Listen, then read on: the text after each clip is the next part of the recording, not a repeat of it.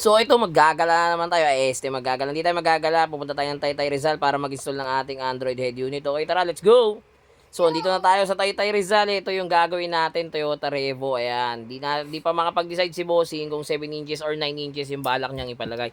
Ito yung stock stereo ng Revo niya. Ayan, working naman yung stock stereo niya pero balak niya kasing mag-upgrade talaga. Ayan, mamimili na lang si Bossing kung 7 inches or 9 inches yung balak niyang ipalagay. So ano, tara, samahan niyo ako, baklasin na natin yan.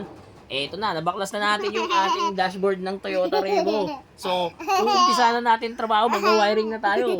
Tapos, eto na yung inalabasan ng ating Android head unit, mga kadiskarte. 9 inches yan, walang kalog, solid na solid, retrofitting para sa Toyota Revo. Kasama pa rin yung reverse camera, syempre sa package natin. IPS screen na rin yan, mga kadiskarte. Sa mga gusto mag-avail, drop message lang. Ito pa yung isa-isa inavail ni Bossing. Front dash cam, yan, kasama sa package na inavail ni Bossing yan. Ano, mapapansin nyo, ito, playback po yan. Yan, may taong naglalakad. Pero dun sa harap natin, wala naman pong taong naglalakad. Kasi nga, playback na lang po yan, mga kadiskarte.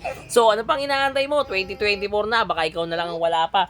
Mag-upgrade ka na. DM mo ko for better and faster transaction para mas mabilis na ako. Tara, okay, upgrade na. Ride safe sa lahat. Happy New Year! Alright, let's go!